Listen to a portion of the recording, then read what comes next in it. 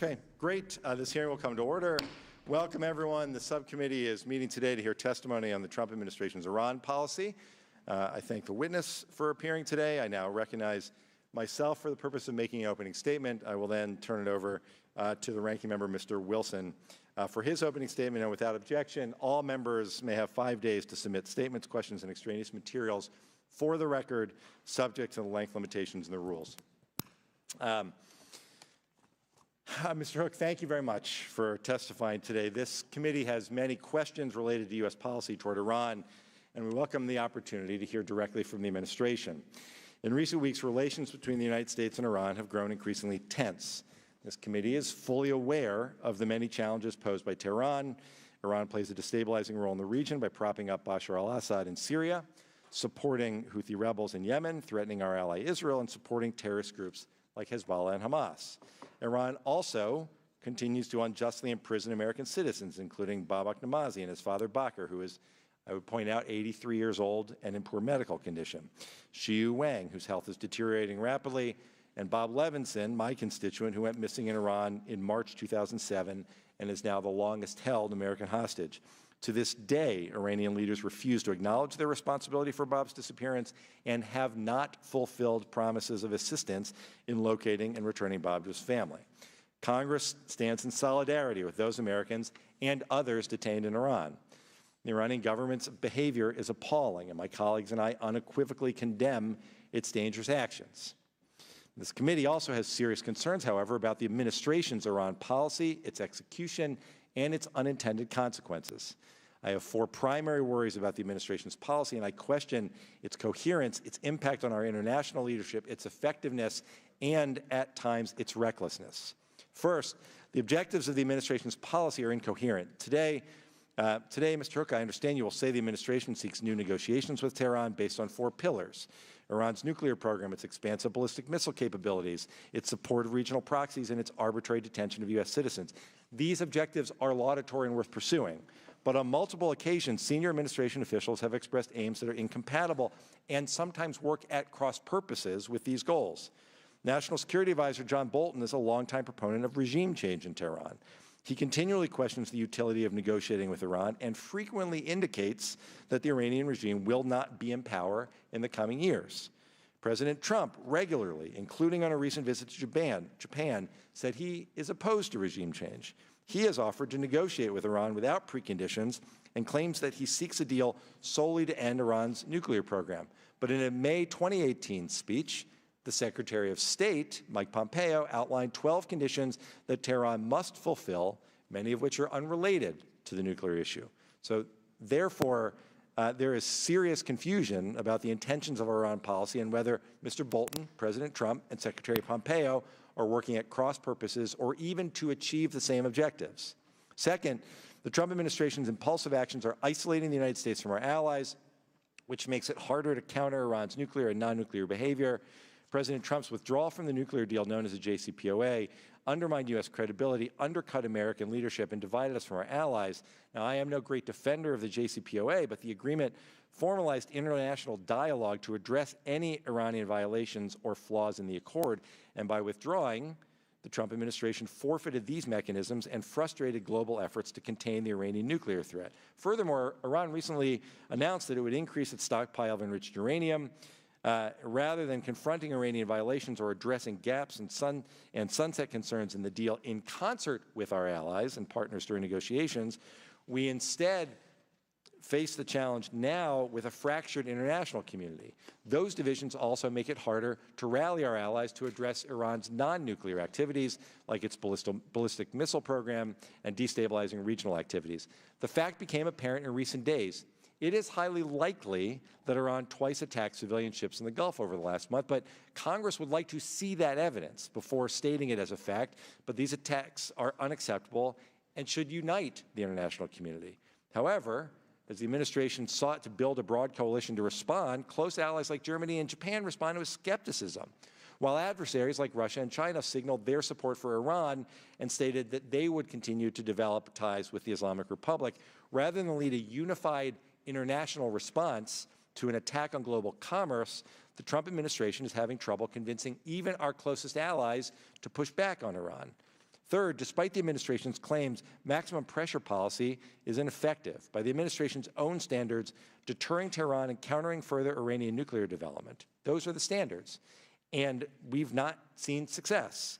The approach appears based on this assumption, that faced with massive sanctions, Tehran would capitulate, change its policies, and accede to U.S. demands. In fact, the opposite has occurred, as Iran escalated its regional and nuclear activities and rejected new negotiations. Sanctions have not compelled Iran to change its regional policies, which is not only my opinion, but the assessment of the head of Israeli military intelligence, who made that claim several weeks back. Fourth, it appears there is no process in place to reassess the assumptions underlying the administration's policy, consider alternatives, and change course. If the current trend continues, the Trump administration is likely to find a binary choice: back down in the face of Iran's aggressive behavior or engage in military action. And rather than force Iran back to the negotiating table, the administration's policy is increasing the chances of miscalculation, which then would bring the United States and Iran closer to a military conflict. And even more troubling, the administration seems to be suggesting that military action is covered by the 2001 AUMF, which I'd remind the administration there's broad bipartisan agreement that that's not the case. To reiterate, Congress has not authorized war with Iran. Mr. Hook, I hope you will clarify the administration's view on this issue.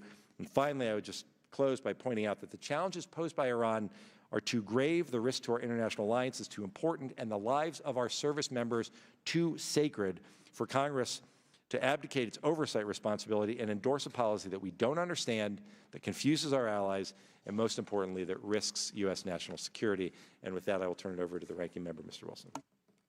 Thank you, Chairman Deutsch, for calling this timely hearing. I'm grateful that we will be joined later today by the Republican leader, Mike McCall. His presence underscores how important the hearing is today. And thank you to our distinguished witness, Mr. Brian Hook, the U.S. Special Representative for Iran, for your testimony before the subcommittee today. Iran has been a persistent threat to the United States since the Islamic Revolution of 1979. The Iranian regime is inherently hostile to the United States, and when the mullahs in Tehran chant "Death to America, death to Israel," they mean what they say, and they publish on billboards in English across the country the same chant of "Death to America, death to Israel." The Iranian regime's hostility to the United States, our interest in allies around the world, has continued unabated since 1979. Its most recent iteration came in the form of Iran's attack on oil tankers in the Gulf of Oman this past weekend. This latest attack, like all other Iranian attacks, was not the result of any one policy or another. United States policy did not cause Iran to become the world's #1 state sponsor of terrorism. Iran has been engaged in this kind of behavior since the current regime in Tehran came to power. This kind of behavior is not an aberration or escalation. It is a hallmark of the Iranian regime statecraft. The notion that the Iranian regime somehow would moderate to a point in which it would no longer support such malign activity has proven false. When Iran finally felt the economic benefits of sanctions relief under the terms of the flawed nuclear agreement, did it cut back its support to the malign activity around the world? No. Instead, Iran doubled down on support of terrorist groups. It continued racing ahead and developing the ballistic missile program. It exploited the breathing room paid for by the international community to prop up the Assad regime in Syria and increase its influence in places like Yemen and Iraq. That's part of the reason that the Trump administration withdrew from the nuclear agreement and reimposed sanctions on the Iranian regime. Initially, the Iranians believed that they could wait out the administration's maximum pressure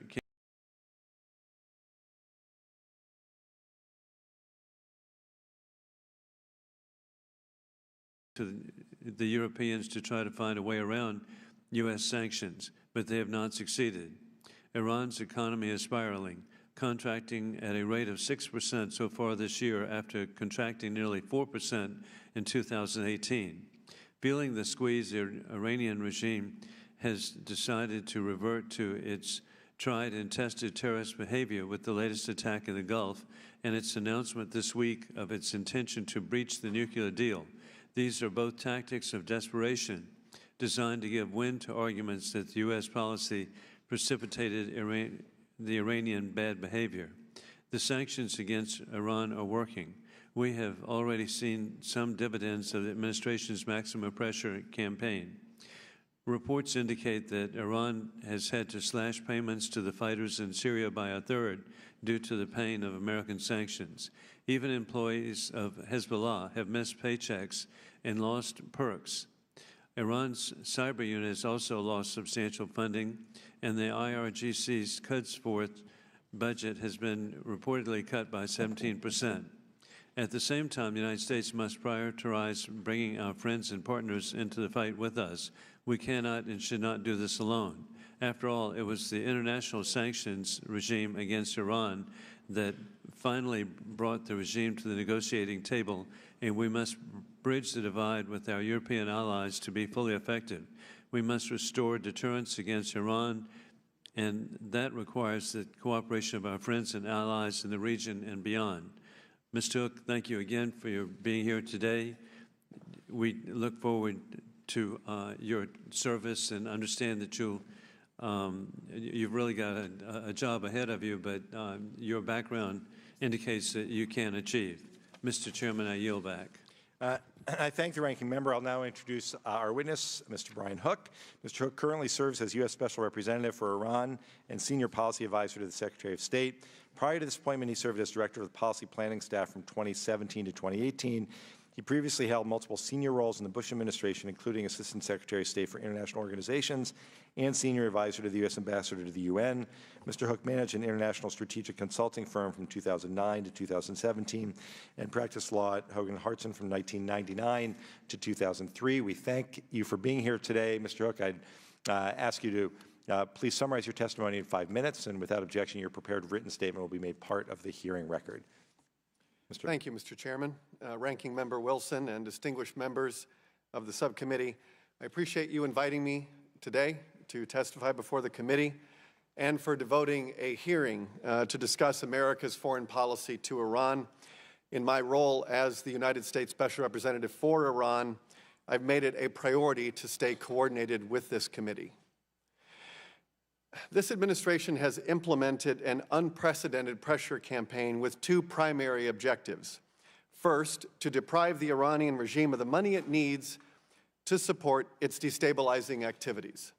Second, to bring Iran back to the negotiating table, to conclude a comprehensive and enduring deal, as outlined by Secretary Pompeo in May of 2018, shortly after the President left the Iran deal.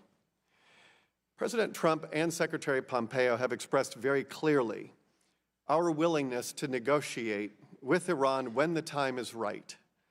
No one should be uncertain about our desire for peace or our readiness to normalize relations should we reach a comprehensive deal.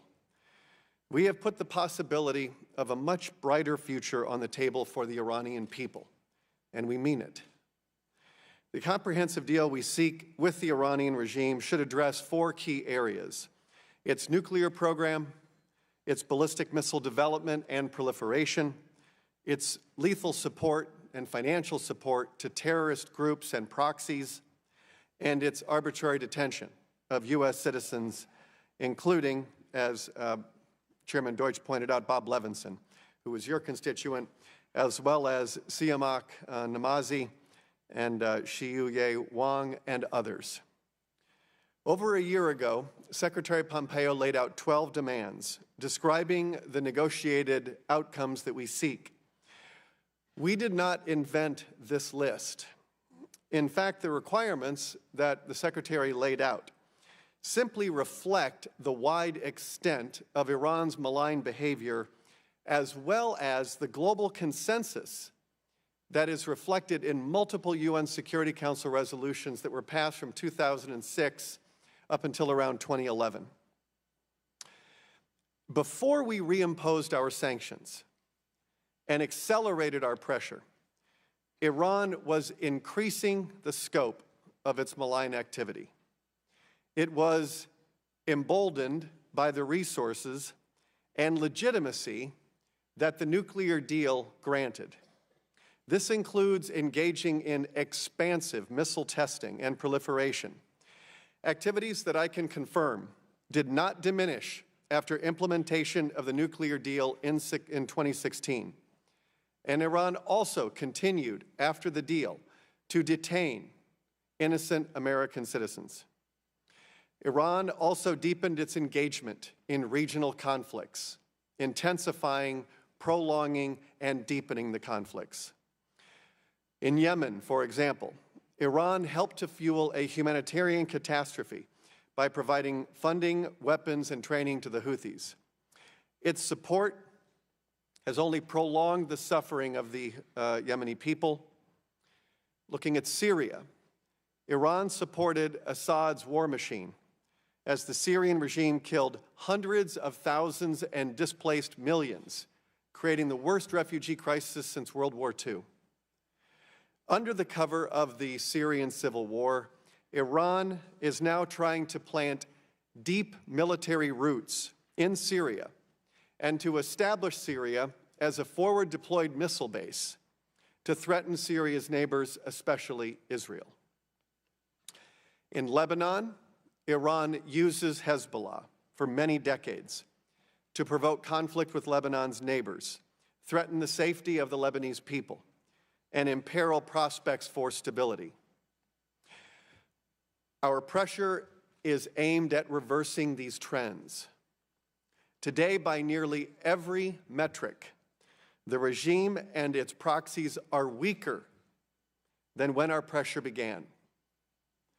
Shia militant groups in Syria have stated that Iran no longer has enough money to pay them, as much as they have in the past. Hezbollah and Hamas have enacted unprecedented austerity plans due to a lack of funding from Iran. In March, Hezbollah's leader Hassan Nasrallah went on TV and made a public appeal for donations. Hezbollah has placed piggy banks in grocery stores and in retail outlets seeking the spare change of people. We are also making it harder for Iran to expand its own military capabilities. Beginning in 2014, when the deal was near completion, Iran's military budget increased every year through 2017. When we put our pressure into effect starting in 2017 and 2018, in the first year we saw a reduction in Iran's military spending by 10%, and in March, their most recent budget has a 28% cut in defense spending, and that includes a 17% cut for Irgc funding. The Irgc Cyber Command is now low on funding, and the Irgc has told Iraq's Shia militia groups that they need to start looking for new sources of revenue. Our pressure campaign is working. It is making Iran's violent and expansionist foreign policy cost prohibitive.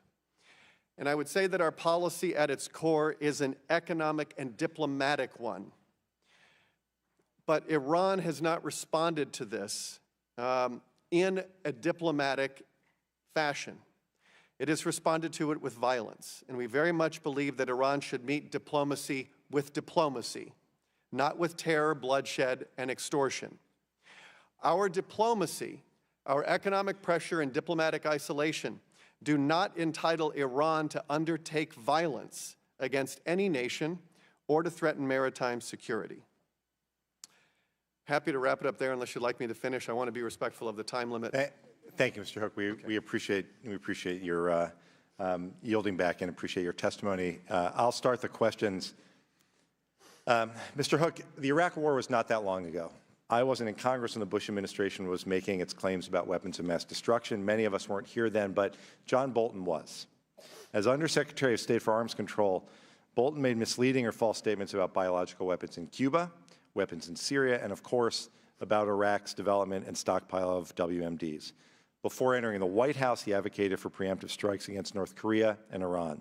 So you can understand why many of us are uneasy when we read articles that quote former U.S. intel officials about shoehorning intelligence to fit a certain policy, or former State Department officials saying the pattern that I've seen with Bolton then and subsequently is that he has established quite a track record of cherry-picking intelligence information that serves whatever case he's going to make.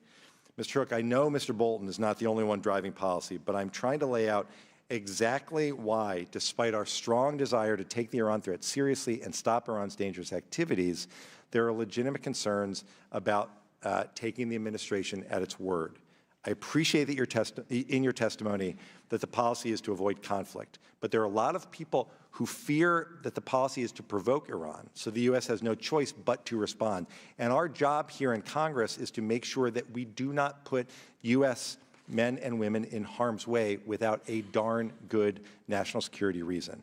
So when Secretary Pompeo lists recent attacks, quote, instigated by the Islamic Republic of Iran and its surrogates against American and allied interests, and includes a bombing in Kabul that the Taliban had already taken responsibility for.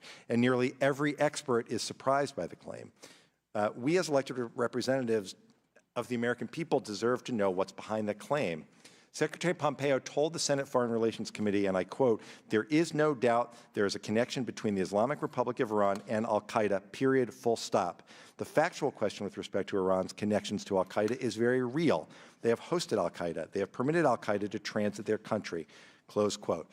I would refer you, Mr. Hook, to the 2001 authorization for the use of military force, in which it says, "The President is authorized to use all necessary and appropriate force against those nations, organizations, or persons he determines planned, authorized, committed, or aided the terrorist attacks that occurred on September 11, 2001, or harbored such organizations or persons in order to prevent future acts of international terrorism against the United States by such nations, organizations, or persons." Mr. Hook, is the administration preparing to tell Congress that it has the authority to launch military action against Iran because one of Osama bin Laden's sons has been living in Iran? May I first start with the intelligence that you mentioned? I think last weekend, the House Intelligence Committee chairman said that the evidence of Iran's responsibility for the attacks is, quote, very strong and compelling. There was no cherry picking up intelligence. I understand, but I'd ask the question again.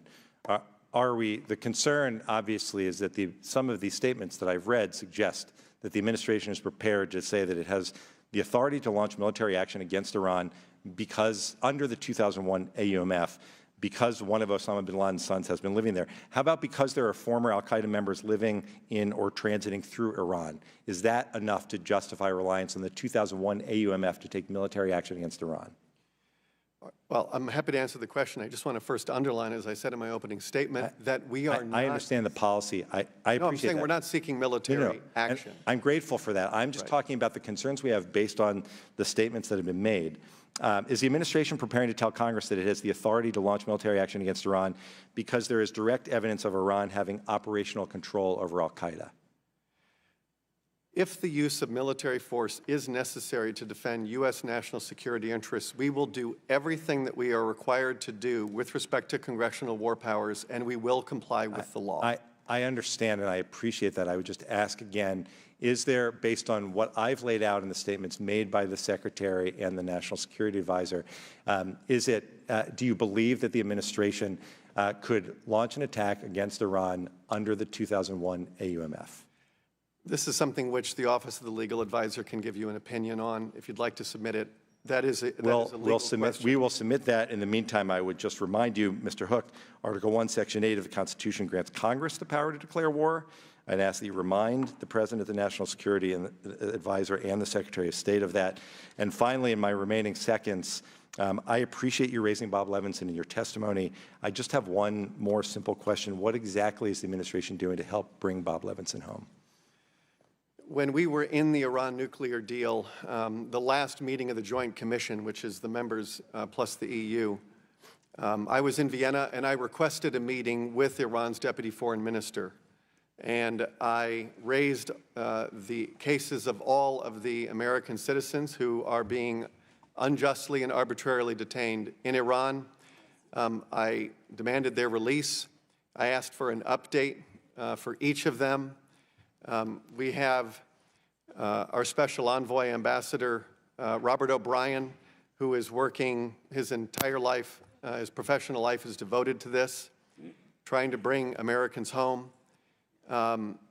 We are completely committed to this.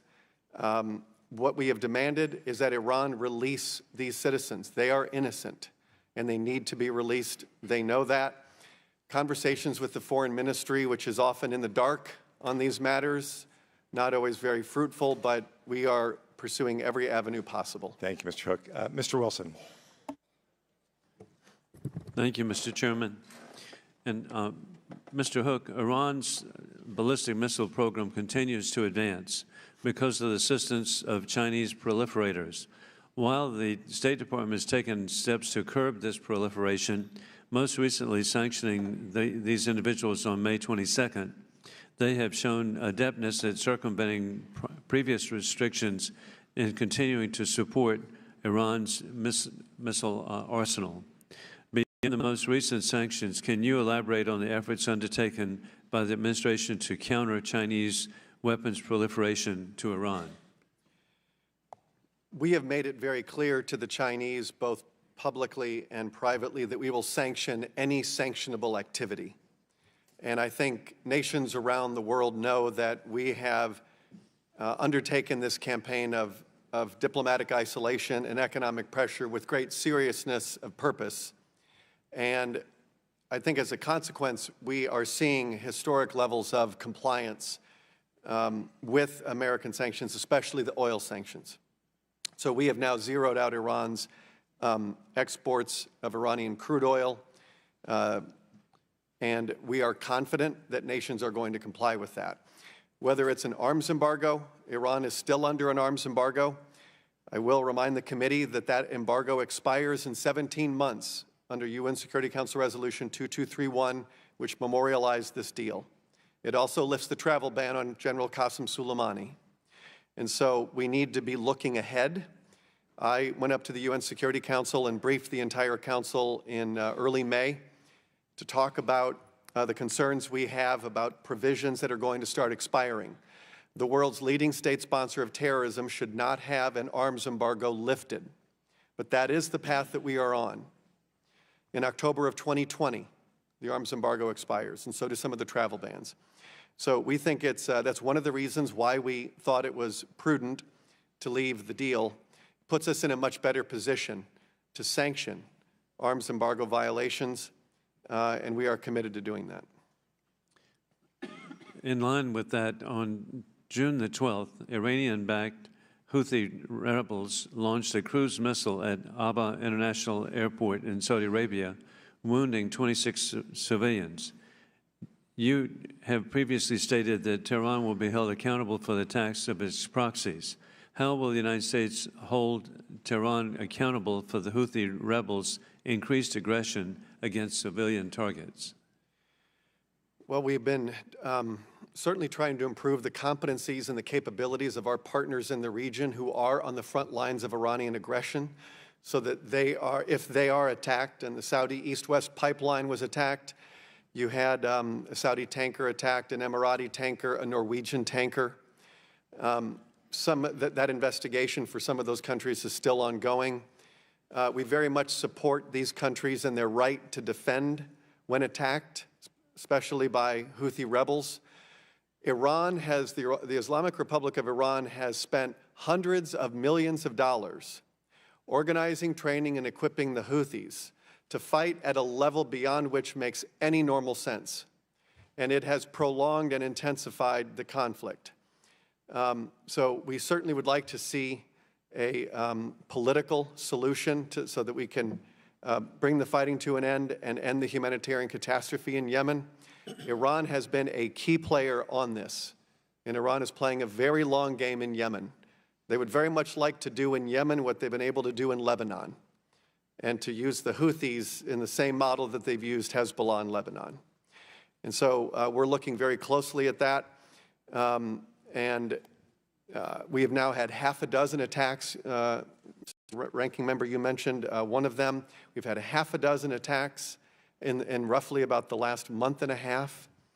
And this is why we decided to enhance our force posture in the region so that we can reestablish deterrence. And with the half dozen attacks, and now recently this week, the United Kingdom and Saudi Arabia have identified that the United States' assessment of Iran's responsibility is clear. And additionally, German Chancellor Angela Merkel has said there's strong evidence Iran is to be blamed for the attacks. Is there any more that you can share with us about identification? You're right, and it's important to highlight that I mentioned earlier the chairman of the House Intelligence Committee identifying Iran, but you've also had Chancellor Merkel, the UK Foreign Minister, the Kingdom of Saudi Arabia has also done that. I can just add some new information to this. Our intelligence confirms that Iranian vessels operating in and around the Strait of Hormuz on June 12th and 13th approached both the Front Altair and the Kokuka Courageous before each vessel suffered explosions. We assess this activity as consistent with an Iranian operation to attach limpet mines to the vessels. And I can also say that a senior IRGC official confirmed that IRGC personnel had completed 2 actions. So we're going to keep doing what we can to declassify intelligence without compromising sources and methods. But those who have been able to see the intelligence, and you've mentioned many of those people, all come away without any question that Iran is behind these attacks. Thank you very much. Thank you, sir. Thank you, Mr. Wilson. We're joined by the chairman and ranking member of the Foreign Affairs Committee, and I'll recognize Mr. Engel for 5 minutes. Thank you, Chairman Deutsch. Ranking Member Wilson, thank you for calling this hearing, and Special Representative Hook, thank you for appearing here today. I have been among the biggest critics of the Tehran regime in Congress. I didn't vote for the JCPOA because I felt it didn't prevent Iran from having nuclear weapons. It only postponed it. I didn't like the fact that they would be awash with cash to continue their terrorist activities. Iran is the world's most prolific state sponsor of terrorism. Its support for the Assad regime, its abysmal record on human rights, its imprisonment of Americans, and all this harmful behavior has isolated Iran and made them a threat to our security and that of our allies and partners. These destabilizing and dangerous behaviors must end. And frankly, Iran's recent attacks on tankers in the Straits of Hormuz and the Gulf of Oman are setting the region on a course to war. We obviously need to de-escalate this situation before the worst happens. However, the administration's most recent steps seem to be pushing us more toward confrontation than negotiation. The carrier group rushing through the arms sale to Saudi Arabia, and we did a lot of work on that in this committee last week, coming up with a phony emergency to circumvent Congress and get these missiles to Saudi Arabia, putting more boots on the ground for supposedly defensive reasons, all framed by increasingly belligerent rhetoric. It does bother me because we should be trying to prevent confrontation. So I want to tell you what I see, Mr. Hook. I see a growing risk of miscalculation. I see more and more scenarios that could spark a conflict that could lead to the United States stumbling into war. And what I'd like to hear from the administration is the clearest possible statement that the United States is not looking for a war with Iran and how we can get Iran back to the negotiating table. And if we can't hear that from the administration, I want to make it very clear, Mr. Hook, that military action against Iran without the approval of Congress is absolutely not an option. Congress has co-equal powers under the Constitution. And, you know, we went through 20 years of going along with wars because we were told certain things were a fact when, in fact, they weren't. So I think that Congress has to play a major role. And the AUMF of 2001 has no relevance to the situation with Iran today. And I will resist the administration using that as an excuse to go to war. If the administration sees a threat that requires military force against Iran, your first step is right here on Capitol Hill. There is no law, no aging authorization from another conflict, that's the 2001 AUMF, that could apply to war against Iran. The administration would need prior authorization from Congress before going to war. So I want to just make my position very clear and say that my My opinions of the Iranian regime have not changed. They're dangerous. They're the most dangerous regime in the Middle East, and they're the #1 state sponsor of terrorism. But that's not an excuse for the United States to plunge into another war without congressional approval. Let me ask you this, Mr. Hook. Secretary Pompeo said last week that Iran was conducting these attacks in the Gulf to convince the United States to lift its, and I quote him, successful maximum pressure campaign, unquote. While sanctions and other forms of pressure have undoubtedly hampered Iran's economy, there's little indication they have changed the behavior of the Iranian government or reduced Tehran's regional influence. So how would you define success in terms of the maximum pressure campaign?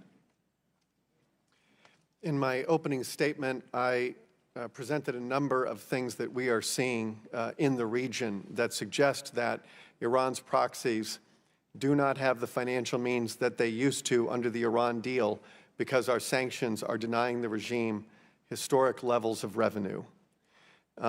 Iran provides Hezbollah, Mr. Chairman, I'm sure as you know, 70% of its operating budget. That's $700 million a year. The leader of Hezbollah in March had to make a public appeal for donations. It's the first time they've done that in their history. You have Shia proxies in Syria saying to the New York Times, the golden days are gone and they're never coming back. Iran does not have the money that it used to. I mentioned there has been a 28% cut to Iran's military budget in March. During the Iran nuclear deal, Iran's military spending reached record levels. So our sanctions are working, and they are denying the regime the revenue that it otherwise would spend on Hamas, Palestinian Islamic Jihad, Hezbollah, Shia proxies in Syria, Iraq, the Houthis in Yemen, underground groups in Bahrain. And so that's a very good thing. It is also the case that Iran has never come to the negotiating table in its 40-year history without pressure. And prior administrations have, sorry. So can I, no, I'm sorry. I didn't mean to cut you off, but I want to, it's in reference to what you're saying now. So is our ultimate goal, or is the administration's ultimate goal, to compel Iran to negotiate? And does your strategy match the intelligence community's assessment on how to get Iran to negotiate? It does. It does. It does. Okay. Well, thank you, Mr. Chairman. I think my time is out. Thank you, Chairman Engel. Ranking Member McCall, you're recognized. No, thank you, Mr. Chairman. Ranking Member, I have a very brief statement. I have a couple of questions. Just last week, Norwegian and Japanese oil tankers lawfully traversing the Gulf of Oman were attacked by Iran. We've all seen the evidence for ourselves. This was Iran's second attack on international shipping in weeks. Moreover, Iran attempted to shoot down a U.S. surveillance drone in the area. These attacks were no coincidence. Within days of the administration's announcement, they would no longer grant waivers for Iranian oil. Tehran responded with threats to protect and defend Iran's waterway as a retaliatory measure.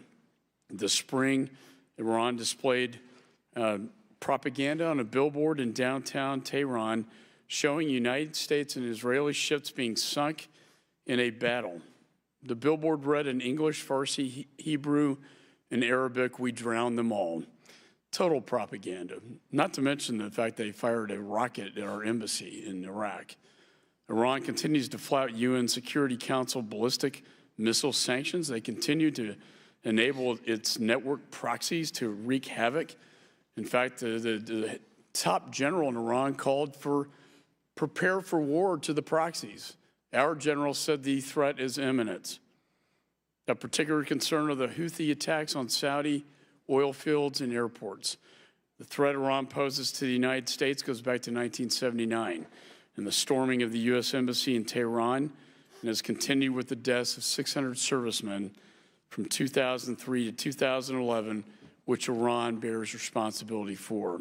In May, the threat to U.S. personnel in Iraq was judged so significant that many of our diplomats were evacuated. A few days later, as I mentioned earlier, a rocket landed near the U.S. Embassy in Baghdad.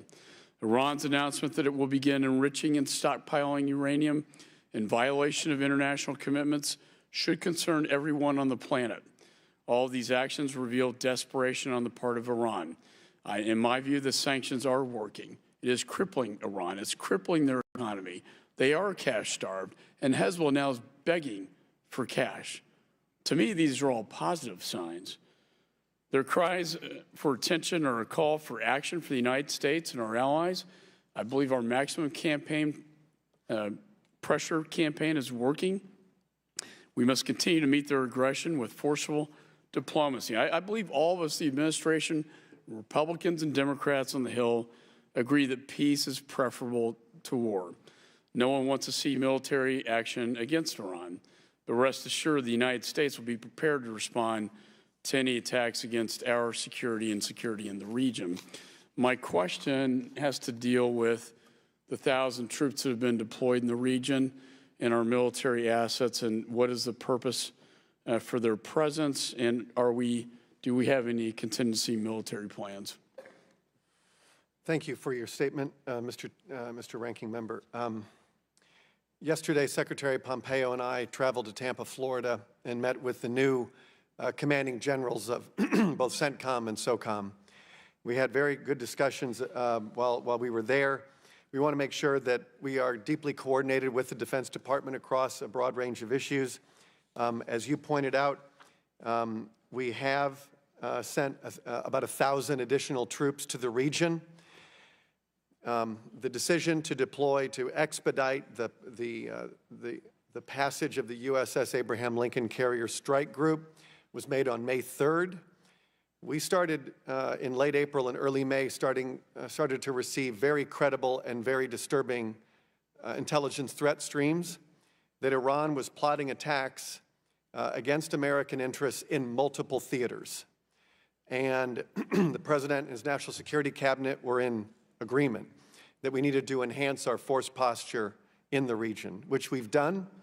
We think that that has helped to decrease the risk of miscalculation. And a lot of what we were concerned about at the time has not come to pass for the time being. We have not relaxed our vigilance against these threats from various vectors. And I think we have put in place the right kind of policy to restore deterrence against these attacks. What we have seen so far have not been on the scale that we have expected, but that does not mean that Iran is not capable of doing those things. But we have made it very clear that there will be severe consequences if Iran does go down that road. I appreciate your message of deterrence and defending our allies in the region and our interest and commerce in the Straits of Hormuz, which is vitally important to energy throughout the world. I just want to conclude with this, Mr. Chairman, that in our Department of Defense approach bill that we will be voting on, there is a repeal. You talked about the AUMF, and I think it is something this committee, if God forbid we do go to war with Iran, which I don't think will happen. I think I think as Churchill talked about, weakness invites aggression. Reagan talked about strength through peace, peace through strength. You're showing strength. But in this DOD approach bill, it repeals the 2001 AUMF without a replacement. That would mean, Mr. Chairman, that all global counterterrorism operations worldwide will be unauthorized by Congress. I think this is a very dangerous move. I think we should reconsider that bill that's going to be voted on this week before the Congress. And with that, I yield back. I thank Ranking Member McCall. Mr. Trone, you're recognized. Thank you, Mr. Chairman, and thank you, Secretary, for your service. Like my colleagues, I'm concerned about what looks like deliberate attempts by the U.S. To be on a war footing with Iran. I'm not convinced it's an effective way to bring Iran to the negotiating table, if that's indeed what President Trump wants. But I'm also interested in what's our end game. There's roughly 40 million of the 80 million folks in Iran that are on the young side, 25 to 54. They're going to be here a long time. And many of those folks have very pro-American attitudes. How do we seek to work with those younger folks that have a pro-American attitude for a better future for them, yet still hold a tough line with the regime while letting the others know we're open. Thinking long-term, 5, 10, 20 years down the road would be a better move than just thinking about short-term. What are your insights in this area? It's a very good question. The longest suffering victims of the Iranian regime are the young people of Iran. And whenever there have been major protests, the regime has responded with brutality. And it has been very hard for an organized opposition to emerge in Iran in the way that Solidarity emerged in Poland. So, in fact, much of the energy that you see in Iran today is through the women's movement and protesting the mandatory compulsory wearing of the hijab. As you sort of look at our new foreign policy to Iran, it certainly has a diplomatic piece. It has a piece to restore deterrence. One of the most important pieces has been standing with the Iranian people. I recently, a few months ago, taped a video message to the Iranian people outside of the Iranian embassy, which is on Massachusetts Avenue. And I contrasted how we have taken care, the State Department, under its obligations, international obligations, has maintained this embassy. The Iranian regime has turned our embassy into a museum of the Islamic Revolution with "Death to America" spray-painted in signs around the embassy. The Iranian people do not believe in death to America. We believe, as you said, that they are pro-American. And this regime has divided, I think, the Iranian people and the American people in ways that obviously for 40 years have been tragic, I think, for the Iranian people. We're going to continue to stand with them. Much of what we're demanding on that list of 12 are the same demands the Iranian people are making. They don't want to see this regime spend billions of dollars to fund Assad, who uses chemical weapons, while they are struggling at home. We have seen them gravely mismanage their natural resources. I released a report in September of last year. To the best of my knowledge, it's the first report issued by the federal government documenting the environmental destruction of this regime over the last 40 years. I'll give you one example.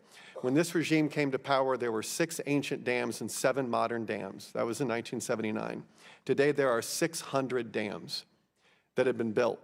They're largely job projects for the Irgc. So the elite get richer and the poor suffer. And so we call these things out. And so when you look at the drought that has plagued all of Iran, it is compounded by this regime's mismanagement. It is a kleptocracy. It is a corrupt religious mafia that serves its own interests and robs its own people blind. Quickly, let's turn our attention to Egypt. The tankers that go and bring the illicit crude oil from Iran to Syria through the Suez. In March, the Wall Street Journal reported the Egyptian authorities blocked the crossing of at least one tanker. But in May and June, there's been a sharp increase of these shipments of oil despite the escalation of sanctions. Has Egypt become less cooperative in its efforts to prevent illicit Iranian oil shipments from passing through the canal? And in the state's view, does Egypt have an obligation to prevent the oil shipments passing through the canal? You've asked the right question. It's a very good question. I have made trips to Egypt. Secretary Pompeo has. My colleagues on the National Security Council have traveled there to discuss the very issues that you've raised. Egypt does have to administer the Constantinople Convention as the operator of the Suez Canal. It has certain obligations and responsibilities under that convention. We have had many discussions with them about that. Now that we have zeroed out imports of Iranian crude oil, any oil that is moving on the waters, unless it's going into floating storage or something like that, but if it's leaving Iran and it's not going to floating storage, and it is going to a country, it's illicit. And we have sanctioned it. We have already sanctioned some illicit oil, and we will continue to do that. We have made ship operators around the world to understand that this money, this oil that finds its way into Syria or to Lebanon is IRGC oil. Now that we have used congressional authorities to designate the IRGC and the Quds Force as a foreign terrorist organization, that allows us to prosecute and to hold people criminally liable as a felony the material support to the IRGC and the Quds Force. So we plan to use that authority vigorously.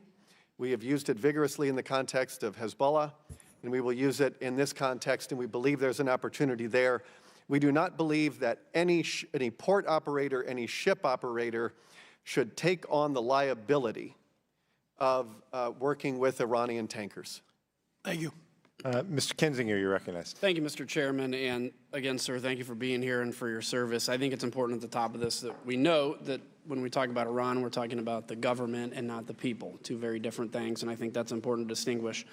I think it's interesting in all this. I remember prior to this administration still having concerns about Iranian attacks to troops and interests in the region. So it's not like this is something that's popped up with the election of President Trump. I mean, specifically in our counter-ISIS campaign, there was a lot of worries about what would happen to the re-energized Shia militias in Iraq. And so a quick point to the, I would say some, not my friends necessarily on the other side of the aisle, but things we hear the Blame America First crowd that use Cuba, for instance, and Venezuela as a great example of how to do governance.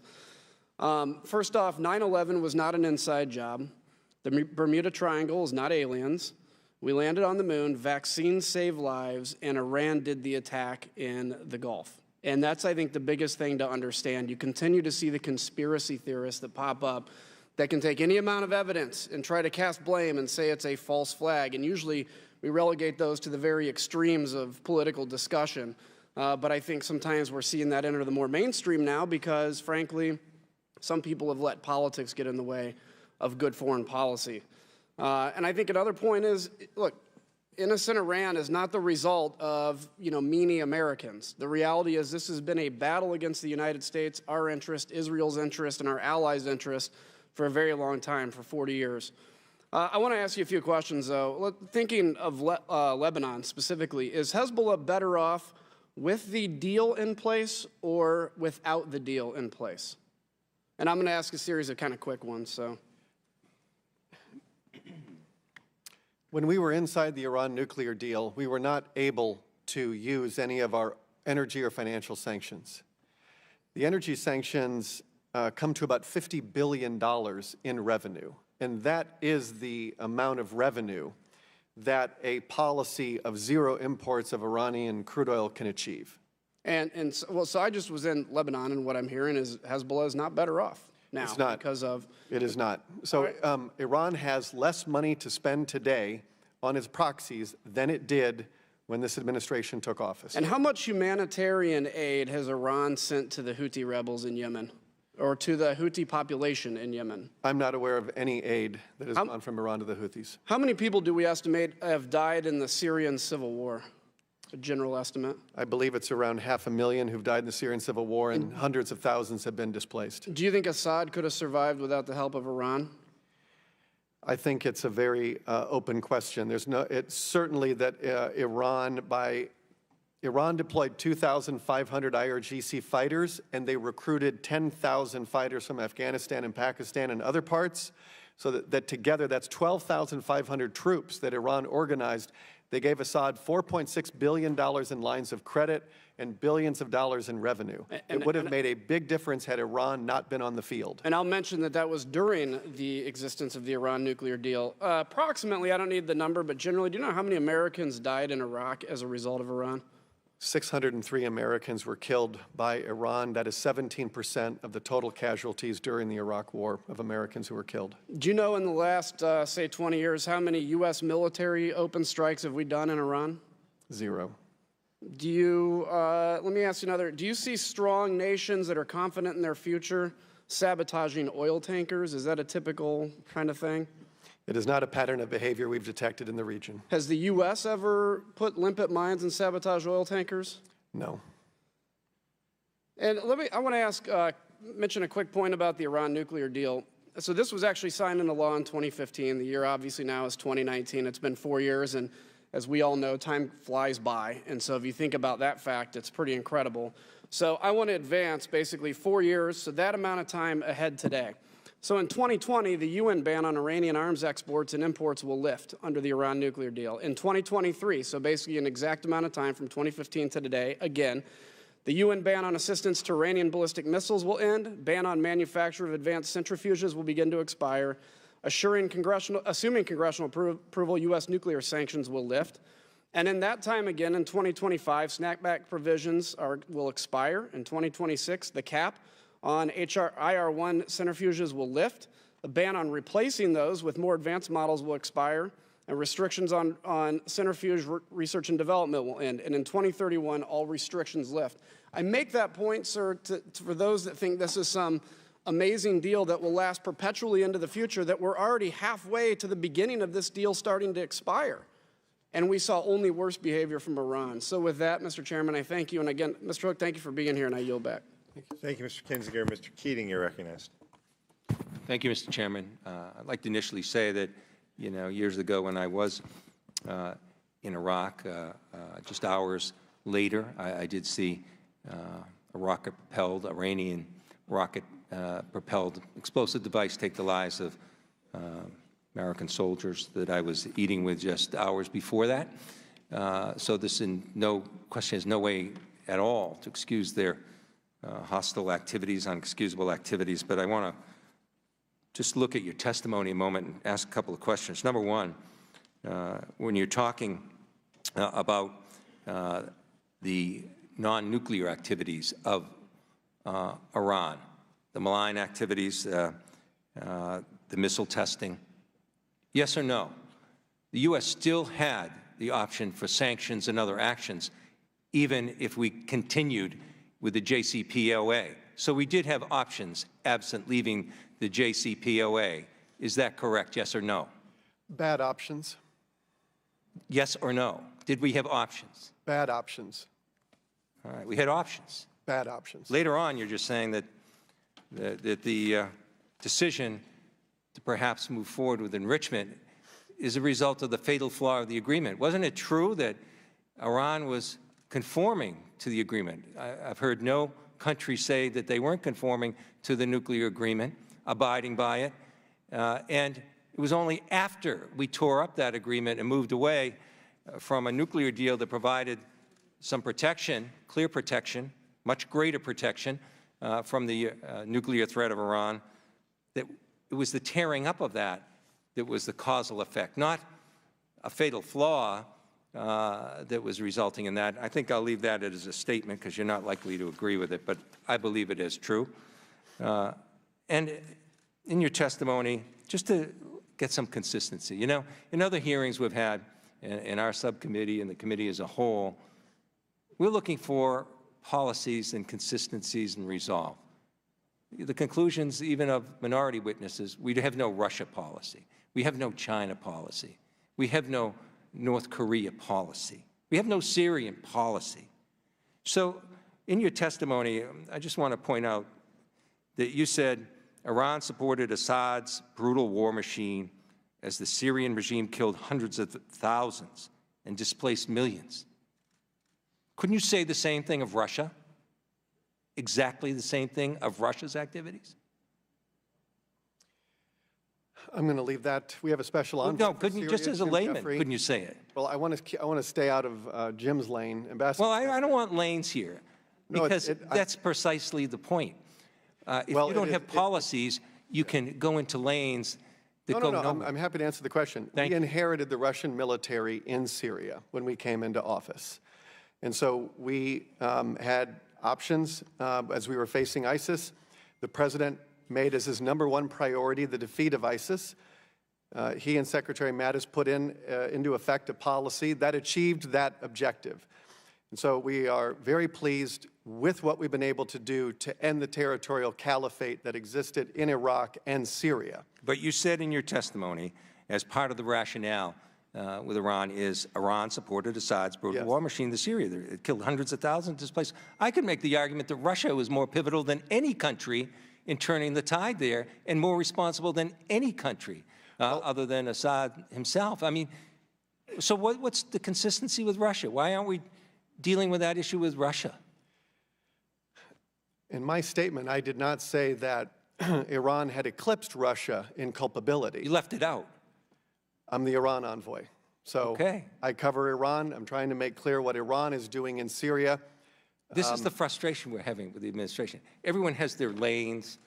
Everyone won't speak. You can't deal with lanes when you're dealing with policy. Well- And there's no overarching policy, and it's moving closer to conflict in this instance.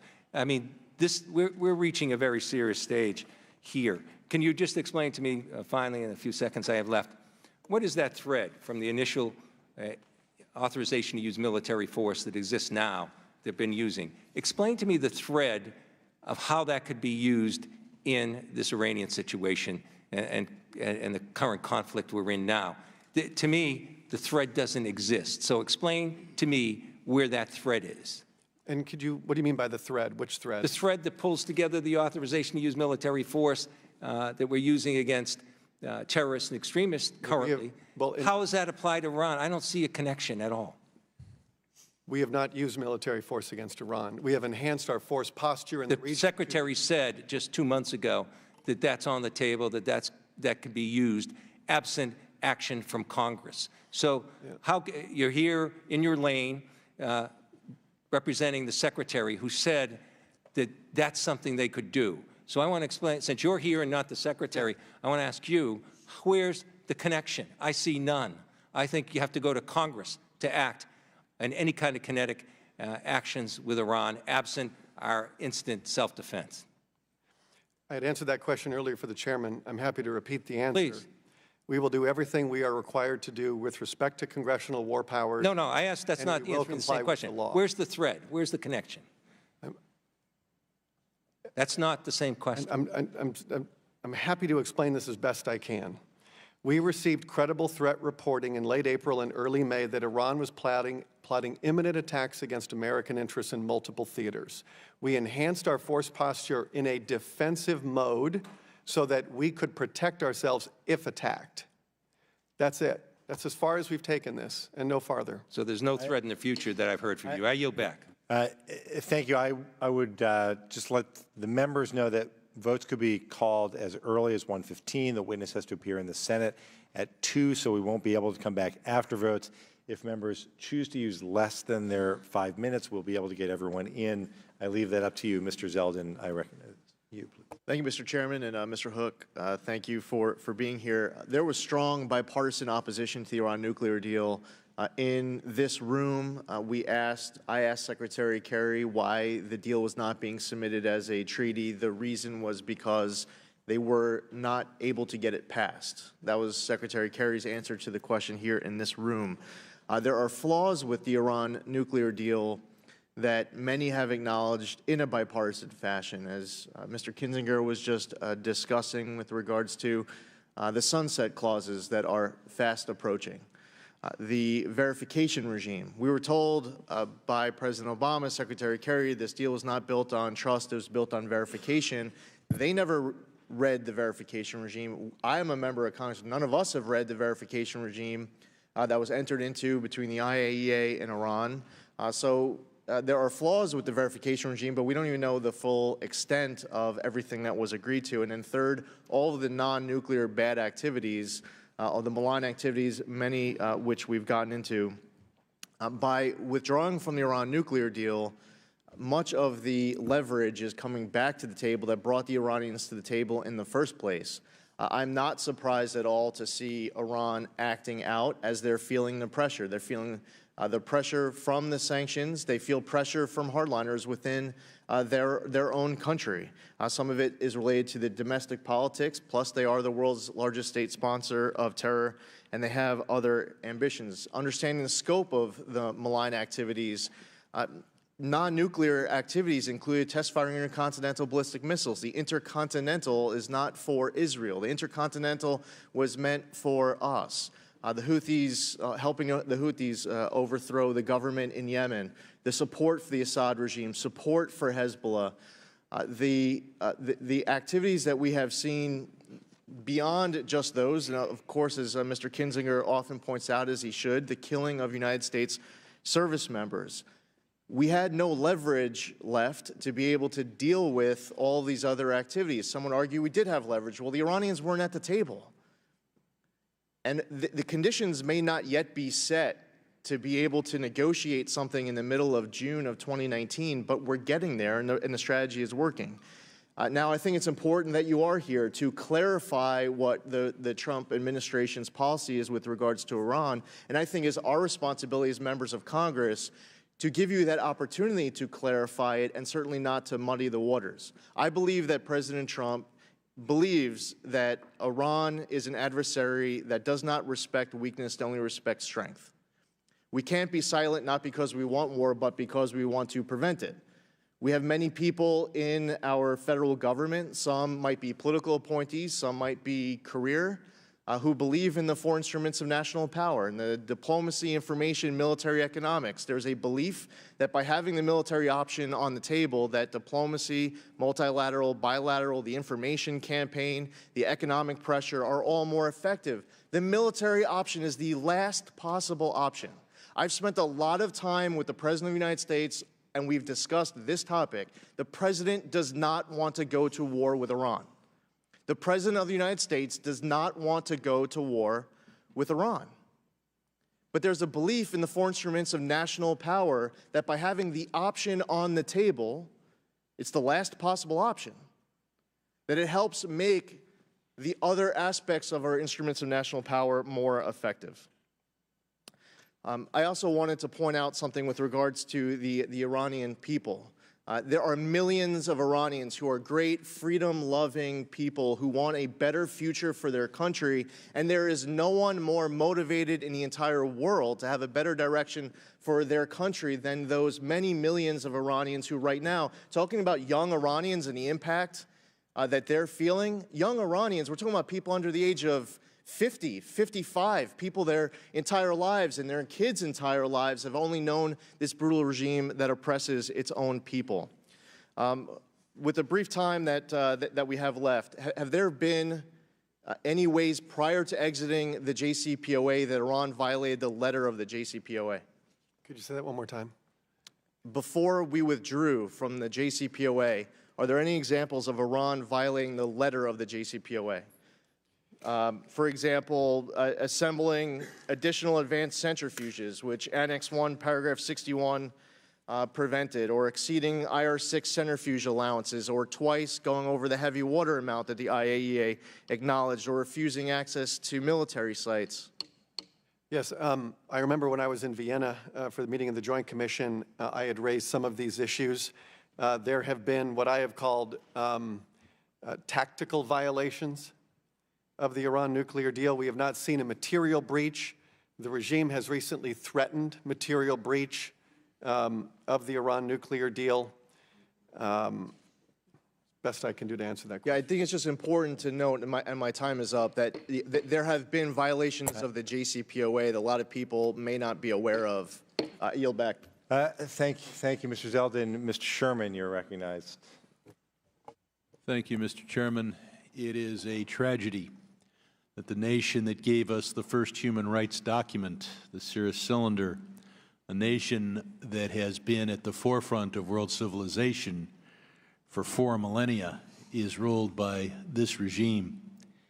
We need democracy in Iran, but it will not come from an American military force. It will come from the Iranian people. There is discussion, Mr. Hook, of possible military action against Iran. Is it the administration's position or understanding that they need to abide by the War Powers Act, which limits the power of the president to deploy our troops into hostilities? I think let me first just say, to echo your first point, let's be very clear. The future of Iran will be decided by the Iranian people. Mm-hmm. Can't say that enough times. And I would add that the United States has in the past sponsored democracy conferences, reached out through the State Department, Bureau of Democracy, Human Rights, and Labor and that America can provide some assistance to those working for democracy in Iran. I would like to see us take all the radio broadcasts that I hear in Los Angeles in Farsi and get them retransmitted very inexpensively, I might add, so that the Iranian people could hear the hundreds of different opinions and see the flowering of different ideas and see what a public free debate is like. But let's go back to the War Powers Act.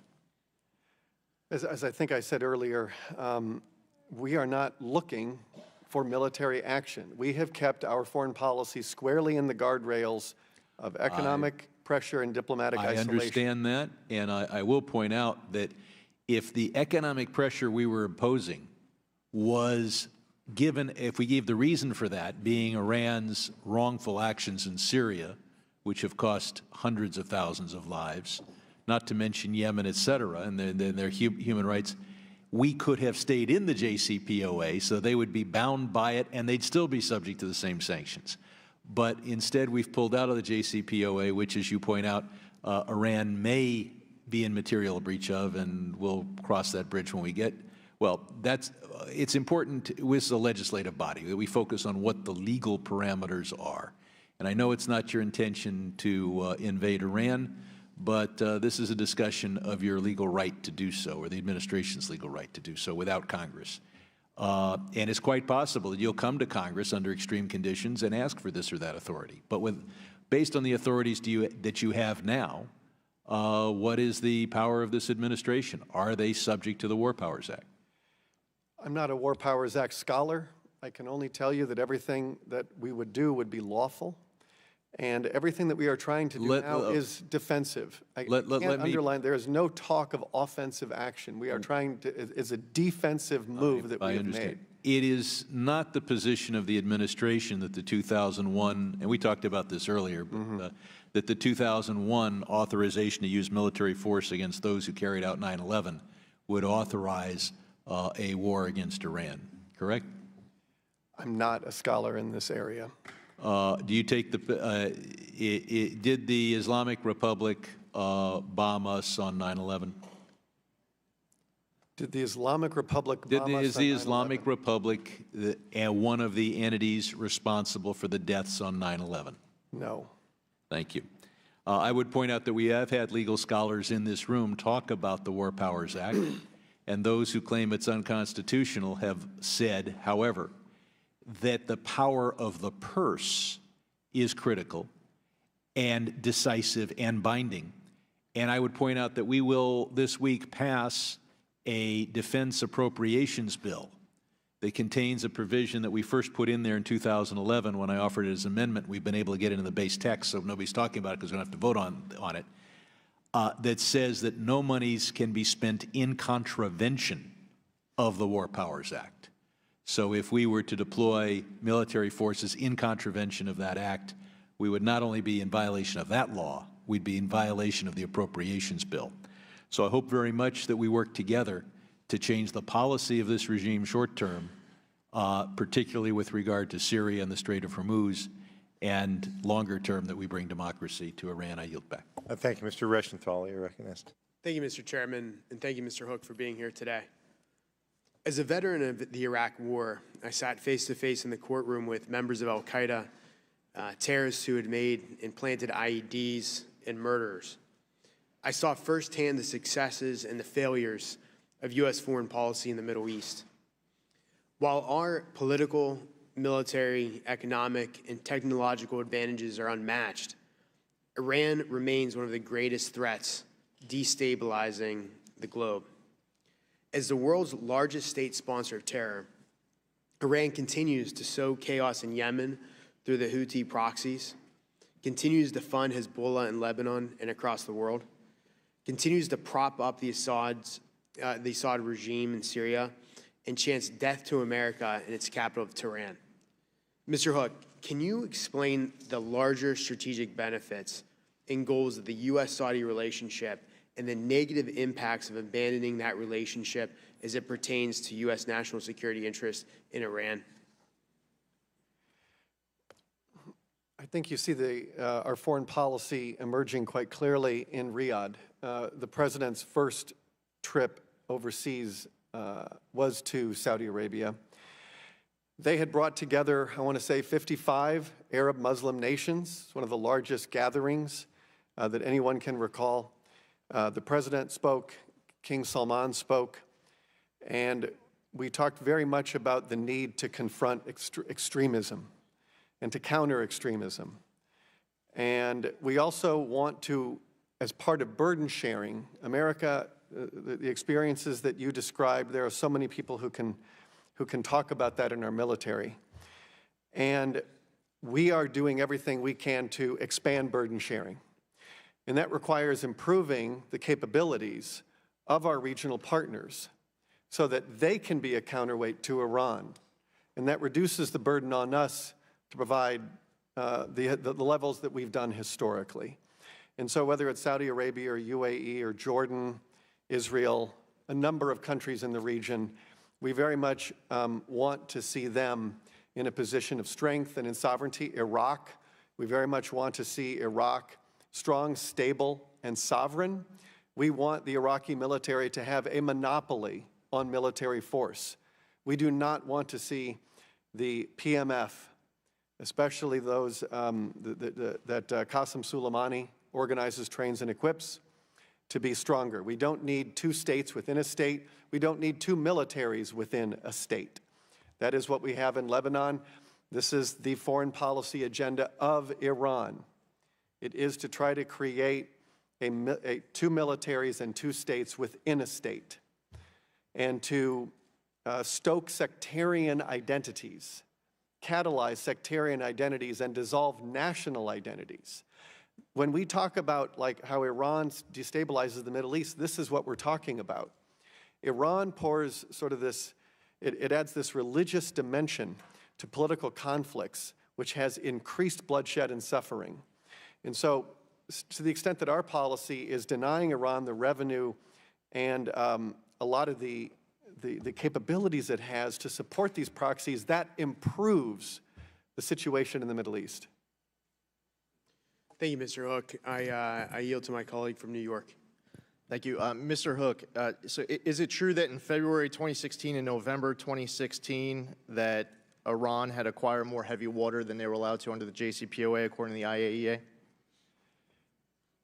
I can give you the specific answer to that, but we had registered concerns that, and I believe that could be a yes or a no. I believe the answer is yes, that they had increased the stockpiling of heavy water. That's correct. And and we had I had raised that when we were in Vienna. It's a while ago now. Isn't it true that Iran had acquired more than the necessary amount of IR-8 centrifuge rotor assemblies for R&D purposes, with 16 times more capacity than the IR-1 to enrich uranium? Our Assistant Secretary, Chris Ford, will be able to answer that specifically. I don't have that answer in front of me. We're happy to give you the answer. I would like you to know that, so please, if you can also speak to Mr. Ford as well, because you should be able to answer in the affirmative. Also, Iran, isn't it true that they assembled more IR-6 centrifuges than they were allowed to under the JCPOA? I believe that is the case. We have a bureau that does only this. I understand the point, and we had the back and forth earlier, but I think it's important for you to have these answers with regards to their violations while we were in the plan. Thanks. Votes have been called. We're going to keep going as long as we can. Mr. Liu, you're recognized. Thank you, Mr. Chair. Thank you, Mr. Hook, for being here. I agree with you that Iran is a malignant state actor. That is a totally different issue as to who is authorized to allow force to be used against another country. So under our Constitution, does the President have the power to declare war? I think this is a discussion about not a trick question. Again. Under our Constitution, does the President have the power to declare war? It's just a yes or no. Okay, all right. Let me make it really easy for you. Under the Constitution, Congress has the power to declare war, correct? It's not a trick question, sir. Have you read the Constitution? We will do everything we are required to do. Mr. Hook, have you read the Constitution? I have read the Constitution. Okay, under the Constitution, the framers gave Congress the power to declare war, correct? Just a yes or no. This is, my understanding is that we're here to talk about Iran foreign policy, which I can do. Under the There is a Constitution, separate the hearing framers gave Congress... on war powers. I believe Okay. we should have... All right. there's a Mr. hearing Chair, on war Mr. powers. Chair, I'm going to stop this line of questioning. I'm going to submit the U.S. Constitution for the record. Without objection, Okay. Article 1. Now, Section let's 8. ask about crafting Iran policy. You would agree, wouldn't you, that in crafting Iran policy, or actually any policy in the State Department, you want employees who have expertise in that subject area, isn't that right? We have many experts on Iran in the State Department. Okay. And you have career employees that have worked in prior administrations, both Democratic and Republican, and they go through different administrations. It would not be appropriate to remove a career employee simply because they worked in a administration of a different party, correct? That is a personnel question that I would refer you to the personnel Not a trick department question. on. We don't remove career employees because they happen to be working in a prior administration. Isn't that right?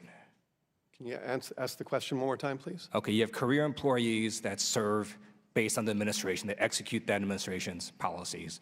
You don't remove them simply because it's a change of administration, right? We're not about political appointees. I'm a career employees. This is a personnel authorities question that I am not an expert in. So you think it's okay to actually No, I remove didn't a say career that. employee? You're asking me I'm not an HR. I'm I don't asking work really in HR. simple questions. No, but you're asking an HR question. I don't do human resources. All right. Is it appropriate to remove a career employee because of national origin? I have to assume that that would be inappropriate, but I'm All right, very good. We got you to answer one question. I'm going to have this committee give you an email. And it's an email that was sent to you on Tuesday, March 14, 2017, from Julia Haller, describing a career employee named Sahar Narazadeh. And in the email, she says, Sahar Narazadeh is on detail to your office, basically SP, and that she's trying to get her suspended. And she notes, as background, she worked on the Iran deal, specifically works on Iran within SP, which is your office, was born in Iran. Are any of those factors relevant in removing a career employee from detail, sir? This is an email from Julia Haller. I didn't write this email, so I'm just not sure what your question. But you did respond saying this initial info is helpful. Is it helpful to know that a career employee worked on the Iran deal, works in your office, and was born in No, Iran? no, because if you look at I'm looking at this in real time now. It says this official permanently belongs to NEA as a career conditional employee. I asked, what does career conditional mean? Look, you said this initial info is helpful. Is it helpful to know her national origin? Congressman, as you know, there is an Inspector General report on this very subject that you're asking about. I am looking forward to the release of that report, and it would be improper for me to comment on this matter until that review has concluded. Okay, thank you. So Saudi Arabia is viewed by this administration not only as a U.S. ally, but also as a counterweight to Iran in the region. Is that correct? Saudi Arabia as a counterweight? Yes. They oppose Iran. Saudi Arabia is regularly attacked by an Iranian surrogate. Right. Okay. The UN today reported that the Crown Prince of Saudi Arabia should be investigated for murdering Jamal Khashoggi. Do you agree with our own CIA's assessment that the Crown Prince ordered the murder of U.S. resident Jamal Khashoggi?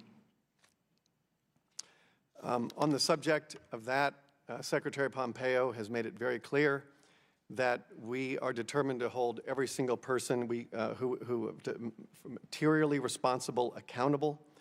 The Saudi prosecutor has taken important steps toward accountability for the tragic killing of Jamal Khashoggi, but more needs to be done. Thank you. I look forward to you holding the Crown Prince accountable. I yield back. Thank you, Mr. Liu. Mr. Watkins, you're recognized. Thanks, sir. Thanks for being here, Mr. Hook. Does the administration hold the long-held belief to assure freedom of navigation throughout the Persian Gulf, Strait of Hormuz, and other waterways? Yes, it's an important national security and economic priority.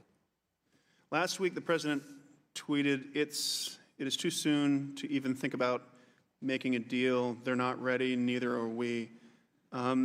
What do you believe it'll take in order for Iran to begin negotiations, sir?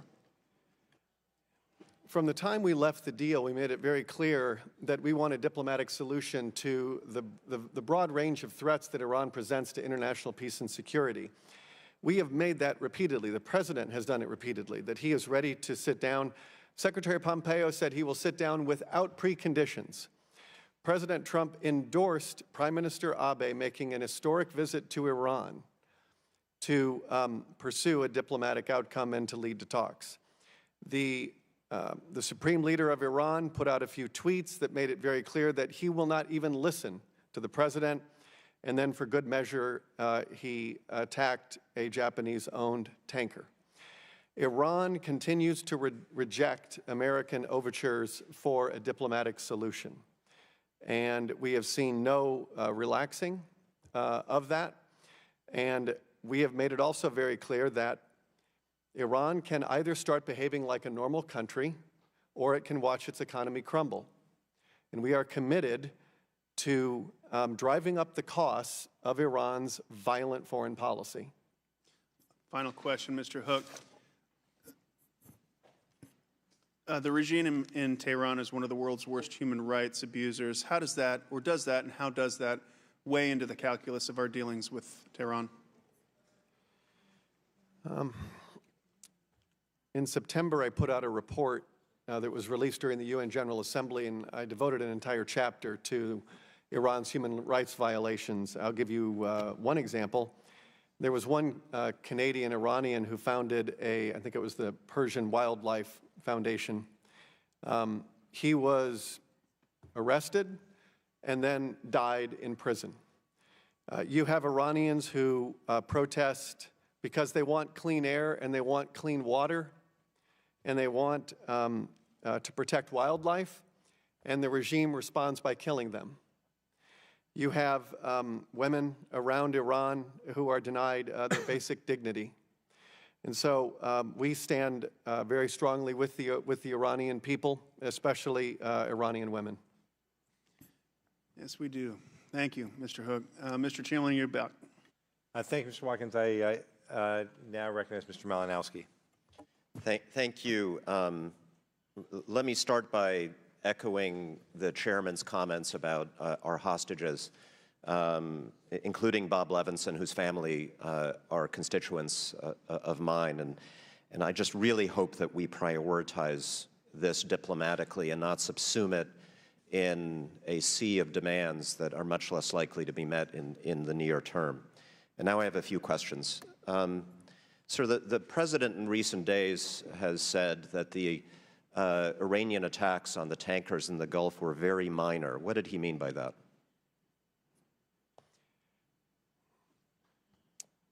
When you were looking at the sort of intelligence that we were seeing, and I don't know, Congressman, if you've seen it yet, but the intelligence that we were seeing suggested attacks, I think, on a very significant scale, okay, and that were also directed at American interests. All right. He also said that Iran is a much different country today than it was 2.5 years ago when, quote, I came to office. We're not hearing death to America anymore, he said. He seemed, and emphasized that his main interest is dealing with the nuclear issue. What does he mean by that? Iran is, by almost every metric, weaker today than when it was over 2 years ago when we came into office. We think that that's just simply raw numbers. And I discussed some of those in my opening statement. And so it is weaker. Okay. It's a little, I mean, the implication of his statement was that they were a little less threatening, that the policy had been successful. And I'm asking because I think there's a disconnect, if I may, between what we hear from different parts of the administration. When I listen to the President, it seems on most days that what he is primarily interested in is improving on the nuclear deal, which was obviously flawed, perhaps extending or eliminating the sunset clause, et cetera. What I hear from you is very different. What I hear from you is that our policy is to bankrupt Iran until they meet this maximalist set of 12 demands, until they become a normal country, as the Secretary Pompeo and you just said, demands that include basically cutting off ties with all of their proxy forces in the region, the nuclear issue just one small part of it. So which is it? Are we using these sanctions to improve the nuclear deal, or are we using the sanctions to fundamentally change the nature of the Iranian regime? You've mentioned one quote. I think you have to look at the quotes in their totality. We have quotes, but we also have speeches. And the President has also made a couple of addresses to the UN General Assembly, laying out in more detail some of these concerns that you talked about. Money is the sinews of war. And if we don't go after the money, Iran is able to fund its proxies, which then have direct consequences for American interests in the Middle East. Our goal is not, you had said it, I never said that we're trying to bankrupt the regime. I said that we're trying to make their foreign policy prohibitively expensive. And that's the right policy. It would be, I think, diplomatic malpractice to somehow encourage Iran to have more money so that they can spend on their proxies. But you're reaffirming your point, which is the purpose of the sanctions is to change their entire foreign policy. It's not just to deal with the nuclear issue. Let me read you a quote from another speech from Secretary Pompeo, who said, of the people of Iran will get to, quote, will get to make a choice about their leadership. If they make the decision quickly, that would be wonderful. If they choose not to do so, we will stay hard at this until we achieve the outcomes I set forward, the 12 demands. So basically, we're saying to the Iranian people, you have to change the entire foreign policy of your country, or we are going to continue these, what you refer to as crippling sanctions. That seems rather inconsistent with where the President is and somewhat hard to achieve. The President, if you look at what he has said over the last couple of years, he has taken a comprehensive approach to the entire range of threats that Iran presents. The nuclear threat is obviously the one that has the biggest consequence, okay? And so we prioritize that. That does not mean, though, that we're going to look the other way on the missile testing, the space launch vehicles, the missile proliferation, the regional aggression, the human rights abuses. And I think one of the traps that the international community fell into was that as soon as you said Iran is in compliance with the deal, it ended the conversation. And it obscured all of the ways that Iran has used the Iran nuclear deal to destabilize the Middle East. It made them stronger. It gave them more money. It has a weak inspections regime. It is silent on ICBMs. And it expires. And so rather than wait for all of these things to come to pass in 10 years when Iran is stronger, we have pulled that forward. But I truly believe that everything we are seeing today is inevitable. So if we fix the deal, the sanctions remain in place, is what you're saying, until everything else is fixed? No.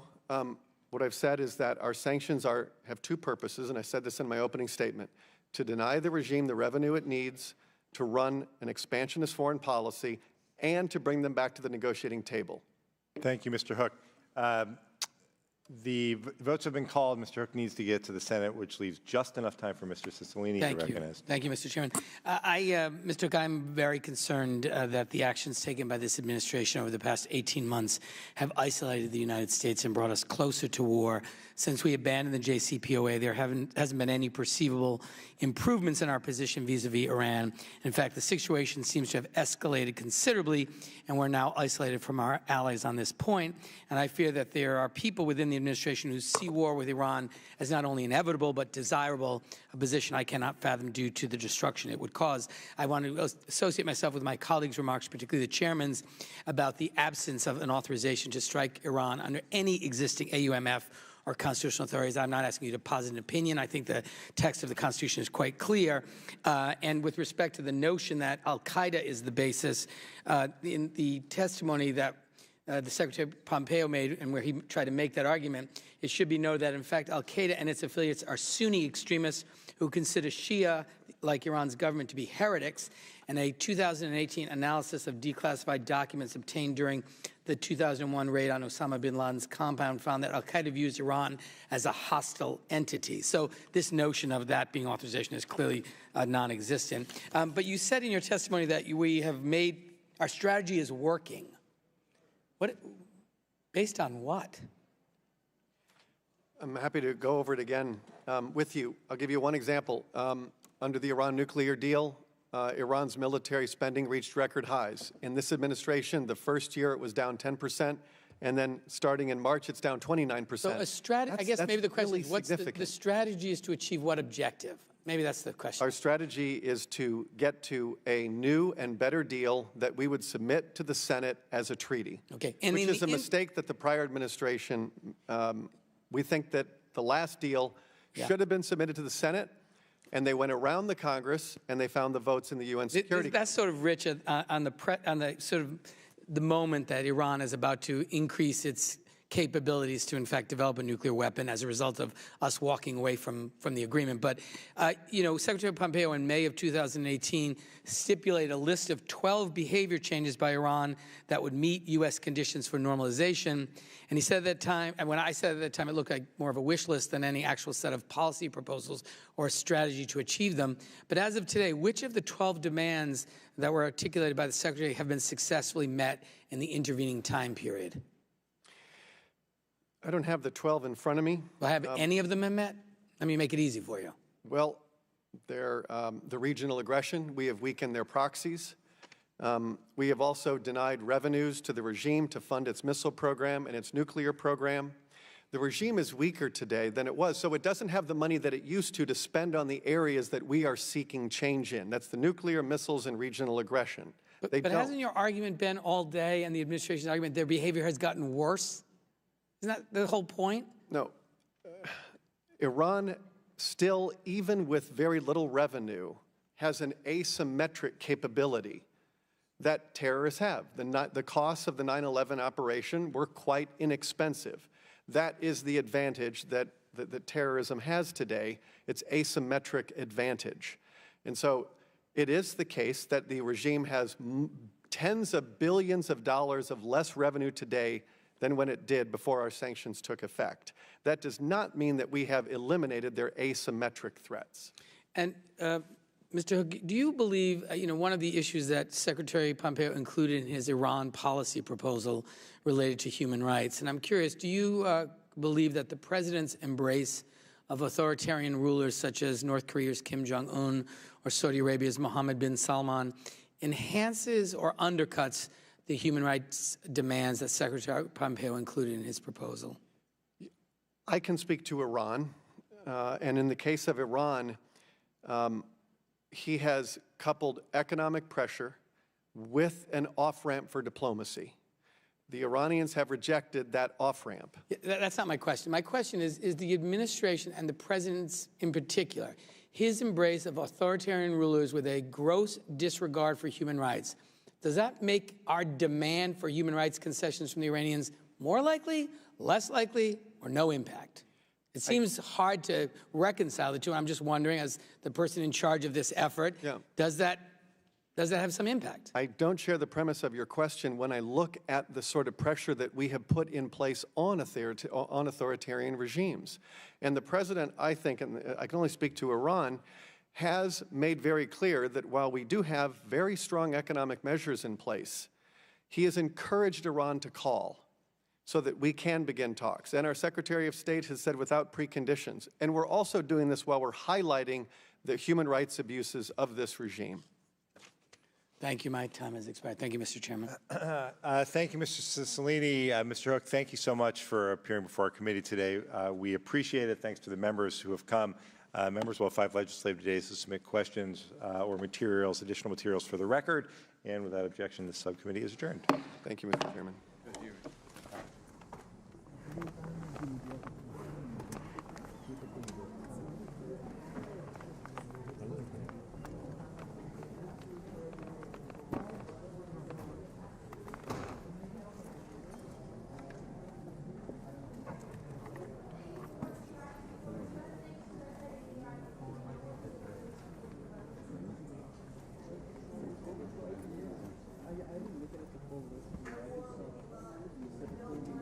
I like it.